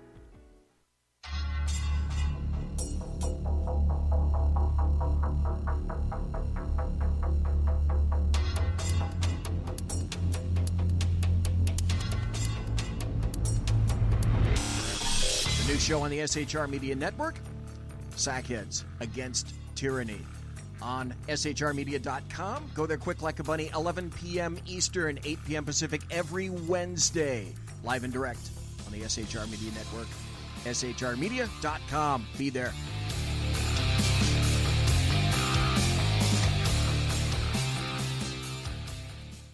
For 50 years, I've seen the American people blinded by corrupt politicians, a lapdog media, and deceptive Islam. The one thing the elites fear is one man with a cane. I'm Dave Milner. Join me through Spreaker, iTunes, and SoundCloud, through SHR Media and the Western Free Radio Network, for half a century of experienced perspective on political and social issues, weekly on The Unpleasant Blind Guy. And catch me on Jeff Mitchell's EDL Radio on blogtalkradio.com. There's no surrender, ever. Because truth is not always pleasant. Broadcasting behind enemy lines in occupied California, a mere 2 miles from the state capitol, the bloviating Zeppelin's Berserk Bobcat Saloon radio show can be heard every Tuesday and Thursday night at 8 p.m. Pacific and 11 p.m. Eastern, only on the SHR Media Network. Go to shrmedia.com to listen. You can also watch on the SHR Media Facebook page and the SHR Media YouTube channel. No goldfish were abused in the making of this ad. Conservative media done right. You're listening to the SHR Media Network. Ladies and gentlemen, boys and girls, children of all ages, it's the final half hour, the final segment of the bloviating Zeppelin's Berserk Bobcat Saloon radio show, where I am broadcasting behind enemy lines in occupied California. That was a great interview with Professor Michael Jones, who already said he's willing to be on next Thursday night. What a great catch. Tons of other questions to ask him. Tentatively, I announced this in the chat room, but for those listening live or in podcast, at this point, tentatively, I have Kurt Schlichter returning to the saloon next Tuesday night. And I think something similar to he's going to unload on the Mueller report as well as other things. Now, I teased this earlier at the beginning of the show that there were a couple of breaking stories. One of them is a clear national story. The second one is a story that I don't think has gotten out yet. You're going to hear it here first. I don't think anybody else has picked it up because you'd have to go to a strange little teeny winky website to figure this out, and I found it, and I'm going to tell you folks about it, and I find it extremely interesting. Now, yes, it's local. It's a local issue, but it also has national implications because of what occurred just this week, just this Monday, as a matter of fact. I went to a site called the IPBA, and the IPBA is the Illinois Prosecutors Bar Association. So it's the IPBA.org. Or excuse me, I got that wrong. If you want to verify that what I'm going to tell you is correct, it's the ILPBA.org, which is the Illinois Prosecutors Bar Association, and I think you understand where it is that I'm going. This is an official statement that was released today by the Illinois Prosecutors Association, the Illinois Prosecutors Bar Association. Let me get that correct. The IPBA, this is an official release. This is their official position. IPBA statement on Jussie Smollett case dismissal. That should tell you something right there. The Illinois Prosecutors Bar Association serves as a voice for nearly 1,000 frontline prosecutors across the state who work tirelessly towards the pursuit of justice. The events of the past few days regarding the Cook County State Attorney's handling of the Jussie Smollett case is not condoned by the IPBA, nor is it representative of the honest, ethical work prosecutors provide to the citizens of the state of Illinois on a daily basis. To the reverse of that, the IPBA is condemning Cook County State Prosecutor Kim Foxx because what she did, they said, is not condoned by the IPBA. And they also think that it's dishonest and unethical. They say it is not representative of the honest, ethical work prosecutors provide to the citizens of the state of Illinois on a daily basis.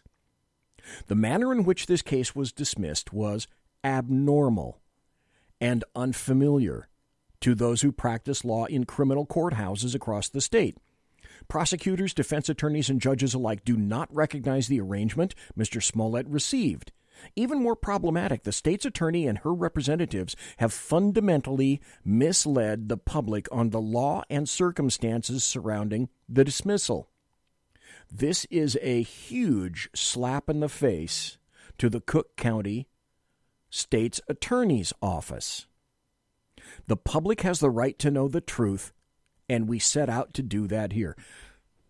I'm going to read the whole thing. There are a whole bunch of sections in here that they quote, and I'm not going to go into them. You can go to the ILPBA site, ilpba.org, read all that stuff yourself. But I'm going to read this entire press release absent the statutes that are involved, because you need to know what happened and how underhanded and unethical and corrupt, essentially, is that office under Kim Foxx. I went into a whole bunch of things last night about that on the Shad Show. So I want to continue with this statement. This is their official position. When an elected state's attorney recuses herself from a prosecution, Illinois law provides the court shall appoint a special prosecutor, section such and such. Typically, the special prosecutor is a neighboring state's attorney, the attorney general, or the state appellate prosecutor. Here, the state's attorney kept the case within her office and thus never actually recused herself as a matter of law. Stop. She told us it was her official word that she had recused herself from the Jussie Smollett case. Now we find, according to this, that was entire bullshit. The state's attorney kept the case within her office and thus never actually recused herself as a matter of law. Additionally, the Cook County State's Attorney's Office falsely informed the public that the uncontested sealing of the criminal court case was mandatory under Illinois law. This statement is not accurate. Translated, she lied in public. She lied. Do you want to hazard a guess as to whether or not she's a Republican or a Democrat? I think you know the answer to that. They continue. To the extent that the case was even eligible for an immediate seal, that action was discretionary, not mandatory, and only upon the proper filing of a petition to seal. See a section. They refer to another section. For seals not subject to blah, blah, blah, the process employed in this case by the state attorneys effectively denied law enforcement agencies of legally required notice, and another quotation, and the legal opportunity to object to the sealing of the file, see this case. The state's attorney not only declined to fight the sealing of this case in court, but then provided false information to the public regarding it. Translation, she lied. Her office lied. this is an official proclamation by this association. The appearance of impropriety here is compounded by the fact that this case was not on the regularly scheduled court call. The public had no reasonable notice or opportunity to view these proceedings, and the dismissal was done abruptly at what has been called an emergency hearing. To date, the nature of this purported emergency has not been publicly disclosed. The sealing of a court case immediately following a hearing where there was no reasonable notice or opportunity for the public to attend is a matter of grave public concern and undermines the very foundation of our public court system. She lied, and she's manipulating the court system for political means. That's what they're saying. I'll say it for them. Lastly, the state's attorney has claimed this arrangement is available to all defendants and not a new or unusual practice. There has even been an implication it was done in accordance with a statutory diversion program. These statements are plainly misleading and inaccurate.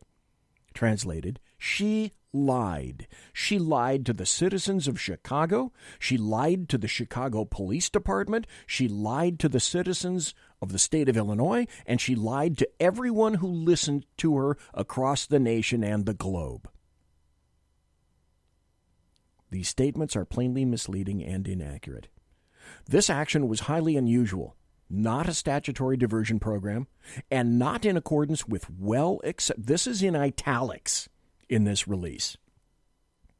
This is not in accordance with well-accepted practices of states' attorneys' initiated diversionary programs.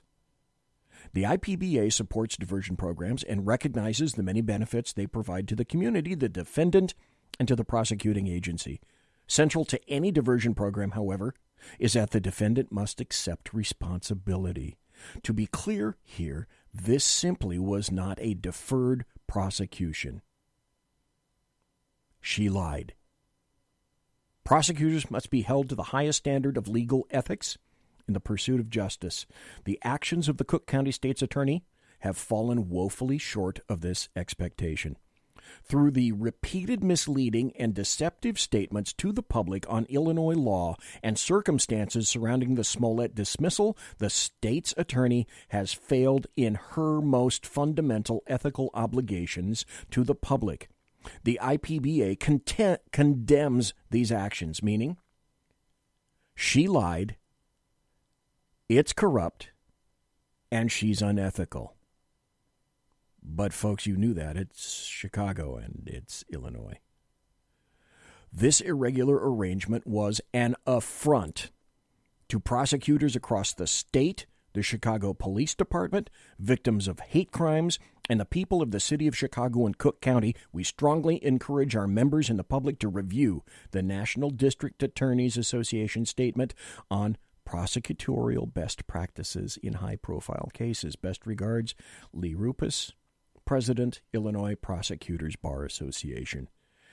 This, rightly so, was a massive slap in the face meant for and aimed at Kim Foxx, a black female whose job it is, I'm certain, I get to have my opinion, is to counter, this was to counter, I believe, the Mueller report. Because Democrats didn't get what they wanted, so she's going to met out some of her own personal social justice warrior information. She's going to met out her own brand of justice. And hoaxers, basically what she said is, come one, come all, to the city of Chicago. It'll cost us close to $250,000 to do an investigation. And at the end of the day, what the Chicago Police Department did, what the detectives did, what the rest of the DA's investigators did, and what all aligned agencies and people did was all bullshit. It was for nothing. Absolutely nothing. And so I think you can understand why even Rahm Emanuel, of all people, who said you never let an emergency go to waste, and up to this point he certainly hasn't. He's not long for his mayoral ship, shall we say. Even Rahm Emanuel came out and said, in a word, this is bullshit. Now, I think the police inspector, the supervisor, they call him let's see. He's not a police chief. His name is Eddie Johnson. But I want you to hear what he happened to say initially about what happened when Smollett's case was just kicked to the curb. I'm sure we all know what occurred this morning. My personal opinion is that you all know where I stand on this. Do I think justice was served? No. Where do I think justice is? I think this city is still owed Okay, come on. an apology. And let me digress for a moment. When I came on this job, I've been a cop now for about 31 years. When I came on this job, I came on with my honor, my integrity, and my reputation. If someone accused me of doing anything that would circumvent that, then I would want my day in court, period, to clear my name. I've heard that they wanted their day in court with TV cameras so America could know the truth, but no, they chose to hide behind secrecy and broker a deal to circumvent the judicial system. My job as a police officer is to investigate an incident, gather evidence, gather the facts, and present them to the state's attorney. The funny thing is, when you look at this video, and you also look at the video of Rahm Emanuel, this isn't some kind of a teleprompted, scripted kind of thing where they're just bleating out sentences. They mean this. They're pissed off. Rahm Emanuel is pissed off. And by the way, Eddie Johnson is the superintendent of the Chicago police, not the police chief. That's the word I was looking for, the superintendent. They're pissed off because all their work was for nothing. This is from Chicago PD, of all places. And they're not happy. What kind of a relationship do you think now is being fostered between the prosecutor in the city of Chicago and the Chicago Police Department who brings cases before it? Do you think this has been shattered? I certainly do. That's what we did. I stand behind the detective's investigation. I'll let Mary Manuel comment further. And that's the end of that. There are some other things that you need to know about this as well. And like I say, if you want to find out this, and let me pose this question to you. Do you think tomorrow, well, right now on the East Coast, it's already it's about 10 minutes to 1 a.m., so it's already tomorrow. It's Friday on the East Coast.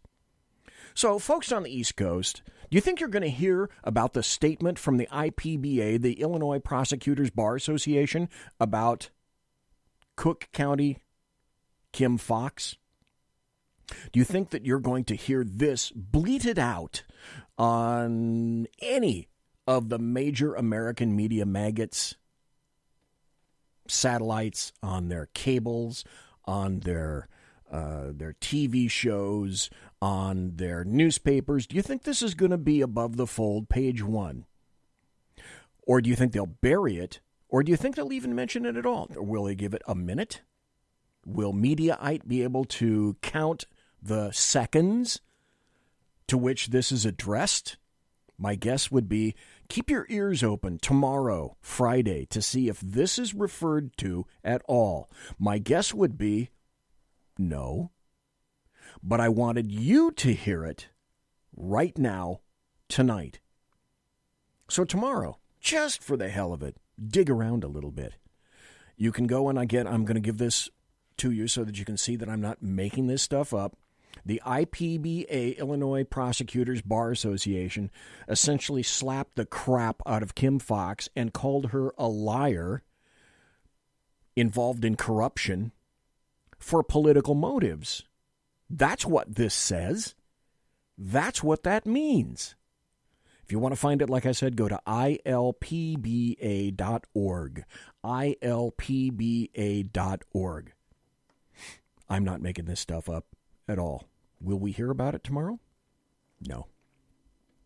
The other thing that has not been covered very much is that the Chicago Police Union has now called for a federal probe into what they consider to be a highly, highly suspicious conduct of the prosecutor, and that they intervened on behalf of Michelle Obama's ex-aide and texted the Empire family. Jussie Smollett. Now remember, the prosecutor, Kim Foxx, said that Jussie Smollett has already done community service. He's paid his due. He's done his time. Has he not? Well, what did he do? And where did he go? Here's an article. Here's a headline. Jussie Smollett's community service. This is what it was. And it was onerous. He did 18 hours with Jesse Jackson's organization. Oh my God, that was tedious. He did 18 hours service over 2 days. It would be oppressive to make him do 18 hours at one sitting with Jesse Jackson's organization, the Rainbow Push Coalition. That was okay with Kim Foxx. That's what occurred. Conjure that. Now, will we get a federal case out of this? It might go to the FBI. We'll know probably a little bit more on Monday. But like I say, ilpba.org, put that in the back of your head and see if anyone mentions the mighty smiting that occurred of Kim Foxx by her very own professional bar association, who essentially called bullshit on her. I'm going to be going here in about 4 minutes. I have one final story. This came out tonight. This is the national story that I was alluding to. And I find this, again, a massive amount of, oh, God, when I saw this, it's like the Beezy's heart burbled over with schadenfreude. The headline is, FBI must hand over documents used to keep the Comey memos secret. A judge rules. What does that mean? Over the objections of the FBI, a federal judge on Thursday, today, sided with CNN in an ongoing lawsuit seeking to make public what the Bureau said in two secretive court declarations in October of 2017 as part of its aggressive efforts to keep memos documenting former FBI Director James Comey's meetings with President Trump hidden. Comey's memos, whose existence was ultimately leaked, which is why I call him Jimmy the Leak, with Comey's knowledge and which were later obtained by Congress in redacted form. Congress wasn't able to see these memos. Became a catalyst for the appointment of a special counsel, Robert Mueller. We had his report released this Monday. CNN filed a FOIA request, Freedom of Information Act request, and later filed a lawsuit seeking access to the memos. In the original complaint, CNN noted FBI Section Chief David Hardy and FBI Deputy Assistant Director in the Counterintelligence Division David Archie, as well as an attorney in Special Counsel Robert Mueller's office, promptly submitted an ex parte declaration to the federal court in Washington, D.C. as part of their argument that publicly releasing the memos would compromise an ongoing probe. Those declarations were sealed, but whatever Hardy, Archie, and the special counsel lawyer said, the court indicated that it found their private explanations compelling. On April 19, 2018, the FBI turned over redacted versions of the memo to Congress and then provided them to the media, raising questions, CNN argued, as to what the FBI had told the court the previous year and what had suddenly changed. Now, Washington District Court Judge James Boasberg, an Obama appointee who was also tapped by Chief Justice John Roberts for a seat on the Foreign Intelligence Surveillance Act court, issued an order yesterday, demanding the FBI hand over clean and redacted copies of the documents in dispute here, apparently including the Comey memos and documents related to the declarations. So I think we have a very clear and obvious indicator of just how corrupt D.C. is. Can you imagine, ladies and gentlemen, if Hillary Clinton had been elected, the massive amount of information that we wouldn't have the slightest idea of today? And I still submit, this is the tip of the iceberg, and there is so much more to reveal. And I think it will be revealed. Monsieur has been locked!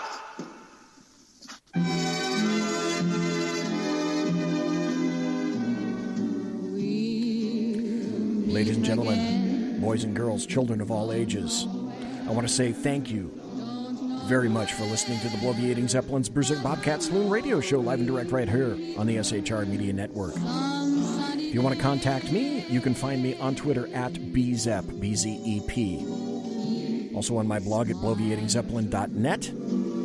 Thanks to Redcon One Media for simulcasting my show, courtesy of Big Sarge. Promotional consideration is by the Lockheed Martin Skunk Works, the Boeing Company. Yes, I still trust them. If it ain't Boeing, I ain't going. And also Pratt & Whitney Engines, providing thrust you can trust. Tiaras by My Little Pony. Thanks to my personal KC-135 Kettle One refueling team, with whom I will be consorting in less than an hour. Thanks to my first hour and a half guest, Professor Michael Jones. Thanks to you for listening live. Thanks to you for being in chat. Thanks for listening in podcast. I appreciate each and every one of you for taking the time out of your busy day or night to do so. It's Thursday, so have a great weekend. God bless. Take care. Be safe. Come back Tuesday. Everybody quiet down now and get some sleep. Good night, everybody. Good night, Mama. Good night, Ben. Good night, everyone. Good night, Mama. Good night, Daddy. Good night, children. Good night, Daddy. Good night, Elizabeth. Good night, John Boy. Good night, Jim Bob. Good night, Jim Bob. Good night, Jim Bob. What's going on? I was asleep. What's everybody doing? Good night, Jim Bob.